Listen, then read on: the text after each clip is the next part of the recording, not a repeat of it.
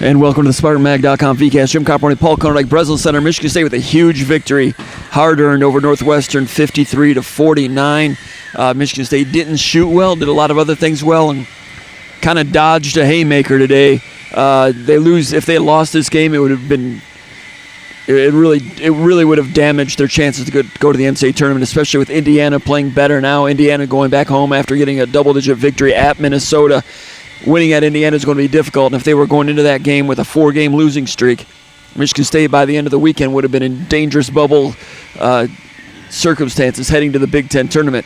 Michigan State with 18 wins now. I've been saying for weeks that if they get to 19, they'll be safe. I do think they might be able to squeak in one way or another if they lose the next two, but you don't want to lose those two and find out. Have to get to 19 wins, whether it's at Bloomington or in the first game of the Big Ten tournament, one way or the other. But in terms of Michigan State hoping they can make noise in March, I'm not sure, Izzo at these senior days, a lot of times he talks with a lot of bravado about we're not dead yet, we're going to make a run.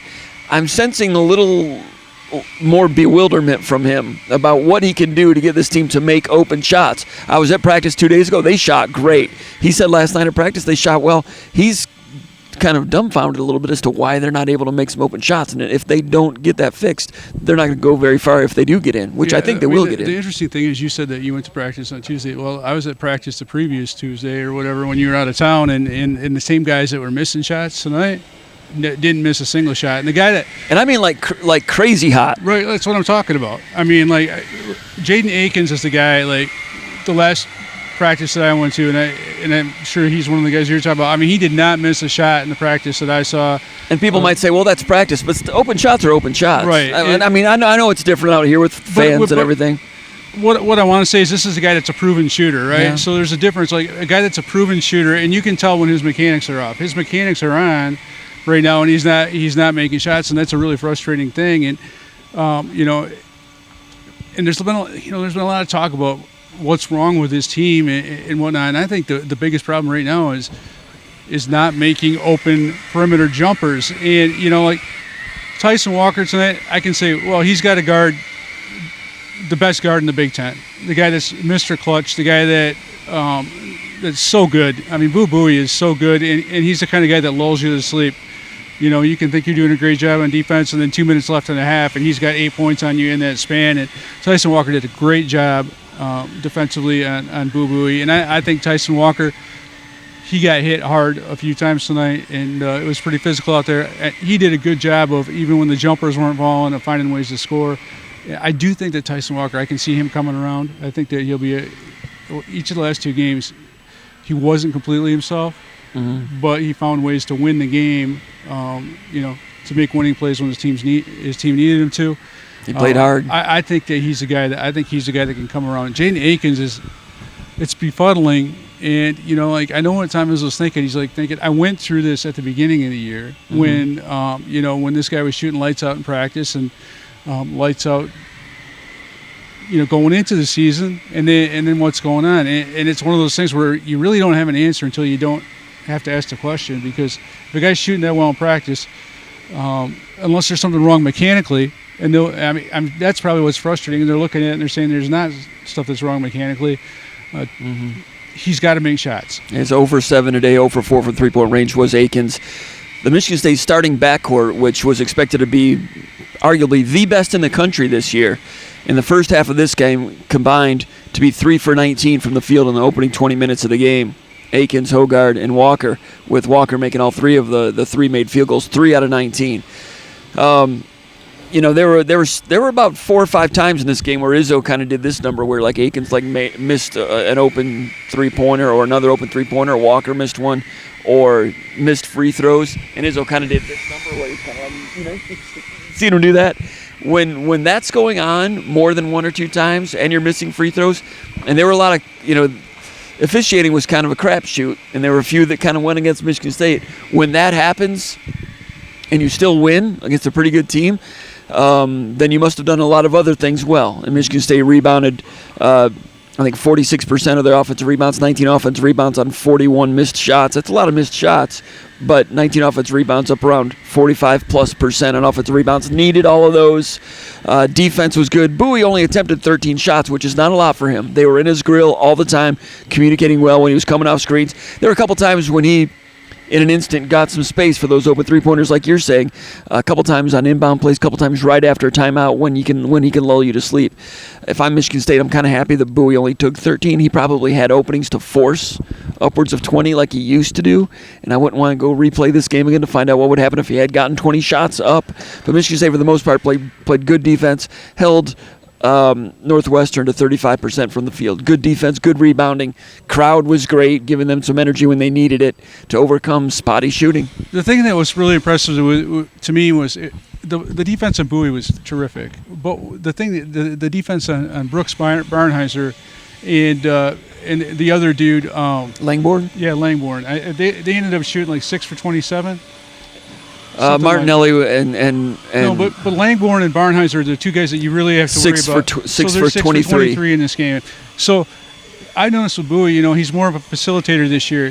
He's averaging 5 assists per game, and in this game he had four turnovers.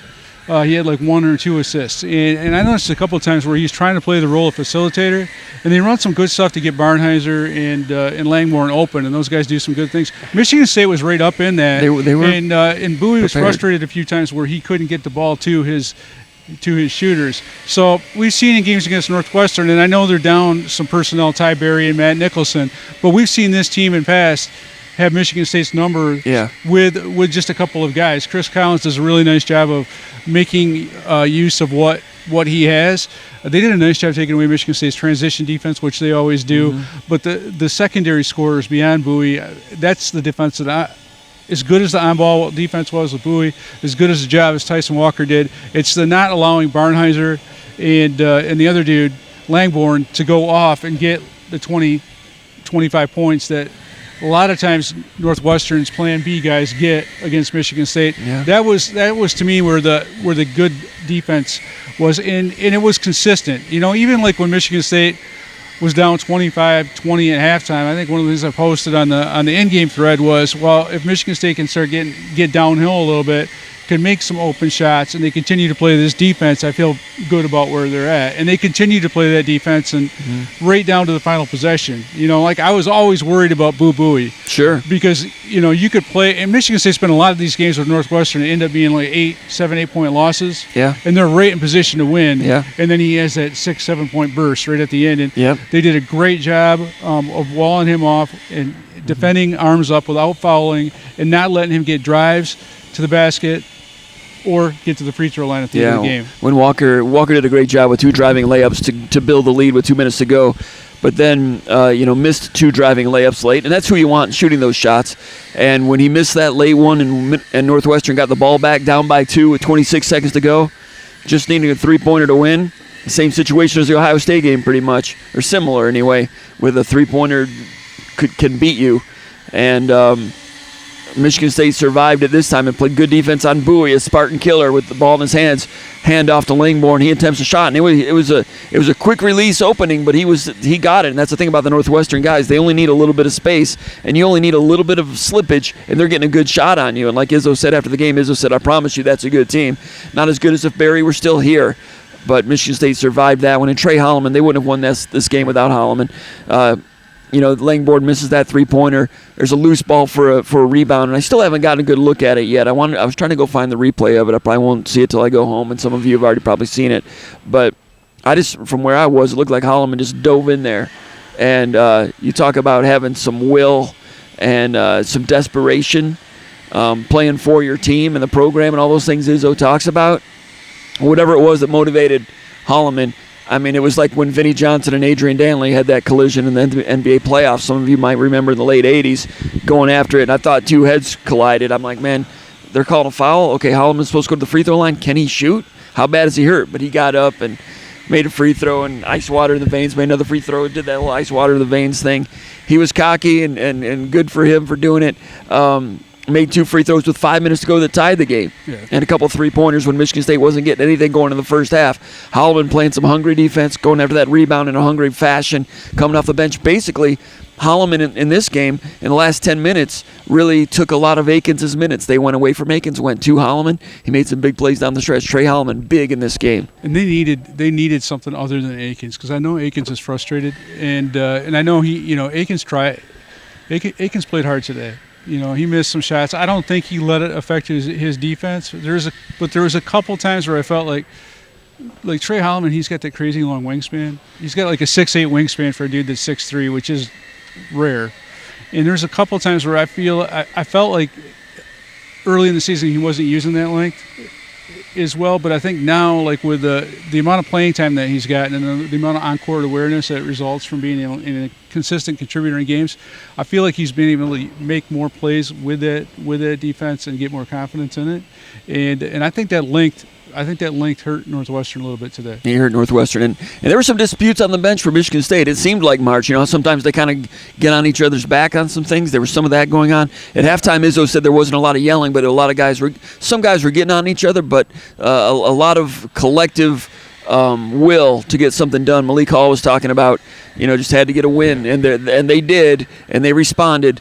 Beating Michigan State at Michigan State in a situation like this is really hard to do, and Northwestern almost got it done because Michigan State, finished the game 2 out of 17 from 3-point range. Holloman had both of those. At one point from the free throw line, Michigan State was 6 out of 13 when they were trailing with 8 minutes to go. So it was the same recipe that they had when they lost to James Madison, missing free throws, not making 3-pointers.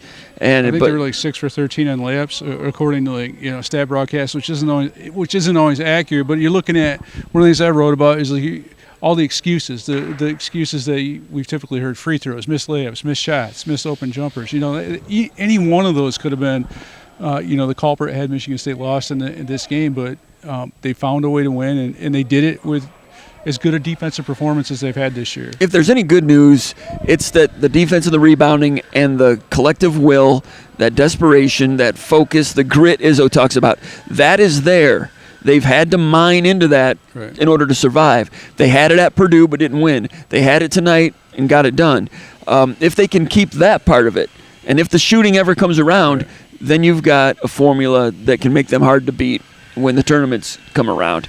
I don't know what we're going to see on Sunday at Indiana. Indiana's playing pretty well. Does Michigan State let off the gas now that they've won a game? That's been their MO for a good portion of this season.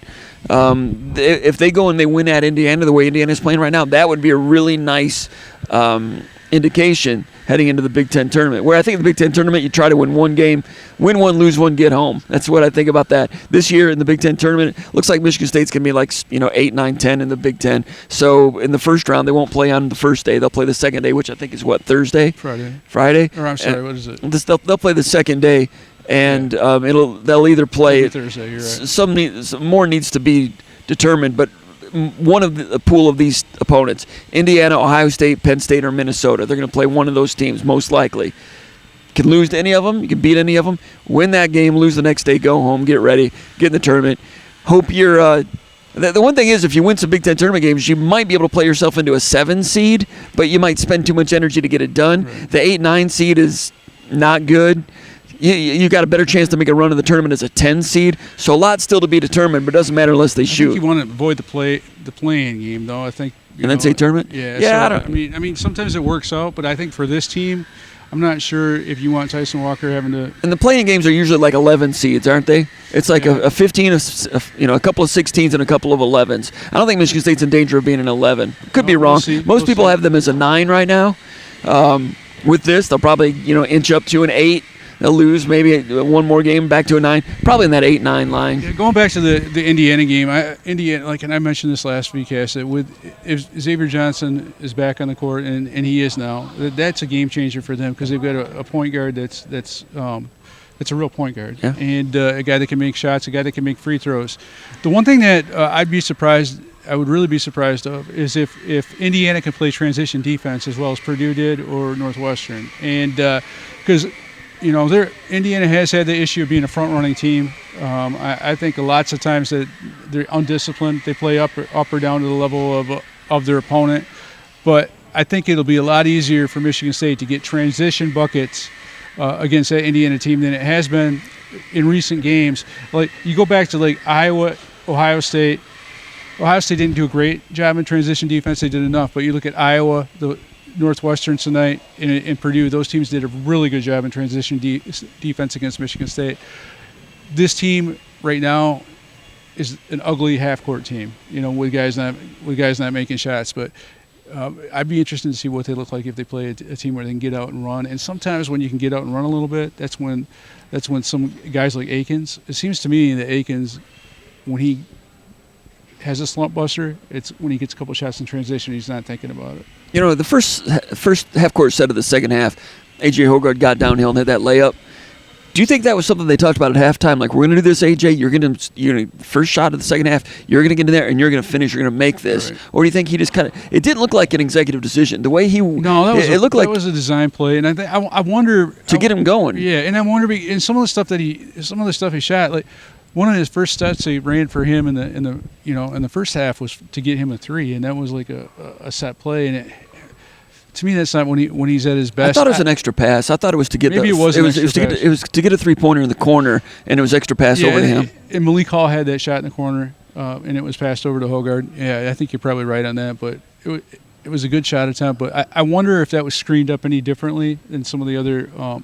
Some of the other times Hogarth tried to get downhill and complained to the officials when he didn't convert. But Northwestern played pretty physically. I do think that with them not having as much depth, you look at the number of minutes their guys played, and it made sense for Michigan State to go downhill in that game. Malik Hall, Hogarth had that one downhill, but then I think Malik Hall he really erased that deficit fast. He had some really good attacks on the baseline. He had I think 3 possessions really early in that second half where he scored. That was a game changer. And then what he did on the glass, we've been talking about Malik Hall being a guy that can occasionally get 10 rebounds a game, like on a really good night. Tonight he went Kenny Goins and had a 17 rebound performance. And so as ugly as this game was, when you see a guy like Malik Hall scrapping as hard as he did for rebounds, that says a lot about that they still have the fire and desire to do something for this program. Yeah, I being an ugly person that I am, I kind of resent the word ugly talking about basketball games because Michigan State only had 8 turnovers, played hard defense. Izzo didn't like the way they moved the ball, which I can understand, but they were getting decent shots. If the ball doesn't go in the basket, to me that's not the only thing. I didn't think ball movement was really an issue. I thought missed shots were, and I think missed shot. If missed shots is your definition of ugly basketball, okay, that's your definition of ugly basketball. To me, ugly basketball is like throwing it around and nobody's getting good shots and shots getting blocked, and it's just a straight jacket of a game. Michigan State was getting good shots. And it wasn't like just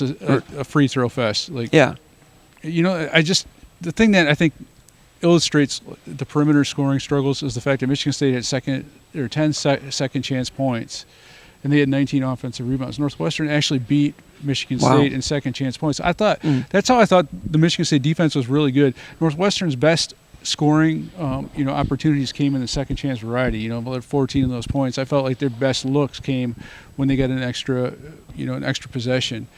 Michigan State, they got a lot of really good looks on second chance.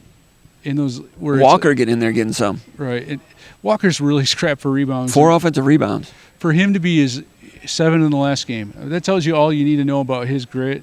Playing hurt, but playing hard, playing great defense. This is the best I thought the last defensive performance at Purdue was pretty good, because I think like Braden Smith and those guys are and Fletcher Lawyer, those guys are a lot better than people realize. Braden Smith's really good. But tonight for him to go and do that against Boo Buie, and I thought Tre Holloman did good when he was on him, and I thought even A.J. Hogarth played some good minutes defensively where I thought, he's matched up on Boo Buie, it's going to be a problem. I thought Malik Hall played really good defense tonight. I thought a lot of guys played really quality defense. And had to. And Northwestern makes a habit of winning games like this. They do. And Michigan State struggled in games like this. So for Michigan State to beat Northwestern at its own game, I think that there's a reason why Chris Collins was so down after this game. He had a chance to get a quad 1 win on the road at Michigan State, and Michigan State beat him at his own game. Michigan State, it was a losable game for Michigan State, and this time they finished it off. The Michigan State center situation continues to kind of evolve and revolve. Today, Kohler finished out the game.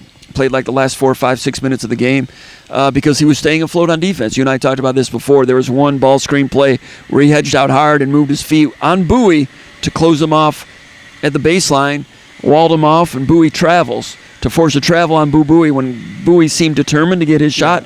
The big news there is that Jackson Kohler was moving laterally well enough to make that happen. And I mentioned this in the rehash analysis story. You know, the weakness that Kohler had when he came to Michigan State was lateral movement. Everybody knows he has offensive skill. He's got some length. Worked on his body, lost some baby fat, gained some strength. Then he had the foot injury. Missed 14 games, missed 2 months. A guy that could not afford to have a wheel get injured when lateral movement was his weakness. And he spent a lot of time trying to work on that in the summer. So he comes back. He's been working on it some more for the last month and a half. And it's been hit or miss, hit or miss. Today, out there, clutch minutes, and Buie and Northwestern challenged him with a ball screen drive, and he was equal to the task. And hey, this is all about player development. When you have a teenage sophomore who's been injured, player development can happen in a matter of 15 days. Right. And he's got the offensive skill. He didn't show it tonight, but if he has the defensive ability to stay on the court, then at some point the offense is going to come up and be a lift for you someday, sometime. Him being able to do that gives them another card to be on the court. You know, Sissoko only played 8 minutes on senior day. Booker got in there, gave up a rebound, played 8 minutes, no rebounds. Sissoko plays 8 minutes, gets 4 rebounds. So everybody's doing a little bit of something. Cooper's down to like 6 or 7 minutes. It's hard to get minutes for all those guys. It's a strange situation. And they were able to. They had to go. I mean, Michigan State went small too. I mean, some of those guys might play more, but because of Northwestern center situation, Hungerford or whatever his name is was in foul trouble early. Credit to Sissoko on that. Sissoko played 8 good minutes. It wasn't. They weren't bad minutes. And you're like wondering, well, where's the post scoring coming from? These guys are terrible. Well, yeah, they're not what they should be. But none of the guys on Michigan State's team are going to get post scoring against Northwestern who doubles the post. That's something that. But they're going to probably have an opportunity in other games moving forward. Michigan State didn't even feed the post for offense today much. Maybe Kohler once. Usually there was a couple doubles. And it was out a little bit further on the perimeter, and they, to Hall though. Cooper got doubled out, and he ended up getting a pass, and it ended up going for an open shot. Yeah. You and I were talking about the walk over from the parking garage about what they were working on in practice, and so they doubled that 5. It wasn't easy to get the ball out of there, but I saw that happen 2 times in this game. They got a 3-pointer from the corner one time, made it. Yeah, remember the one that Holloman made? Another one. An opening that should have gone but didn't go, trying to take advantage of Northwestern with their double team in the post, which they do really well, and then they rotate really well on the other side of it. Michigan State was trying to race them on that. When Michigan State did feed the post, it was to draw the double team and get a shot elsewhere, not necessarily get their own offense. But like you said, you weren't going to get a whole lot, even if you did have they do a good job defending that double team in that post. I just think there's been way too much talk about the 5 in general, as if that's the the biggest issue facing this team. I think this is always, to me, has been a team that's going to be a guard team. You've got veteran guards. They need to make shots. It's been that way from the very beginning of the season. I think, you want to. I'm not going to scapegoat anybody, but you want if Jaden Akins doesn't make shots, and they don't have a Tre Holloman to make up for those missed shots, Michigan State's not going to win games. It doesn't matter what they're doing at the 5. Michigan State has a plus player on offense at the 4. We weren't sure what he was going to become as a stretch shooter, and that's there a little bit. That's not necessarily his. He can do that a little bit, but everything else he does with the off-the-dribble game is a plus. When you've got a plus player at the 4 and the backcourt of what it's supposed to be, you don't need much scoring at the 5. You need your 5 to be able to play some defense, rebound, and not be a minus in the physicality standpoint. And that's what Soko can do in theory.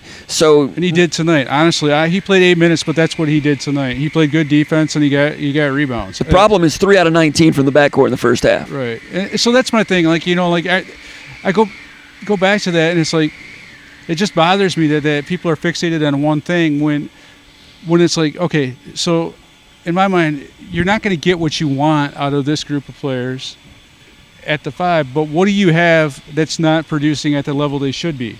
And to me, it's the guards. And Hogard has shown last year the ability to finish some of those drives. Right. That's how they beat Marquette and won some of those big games, beating USC.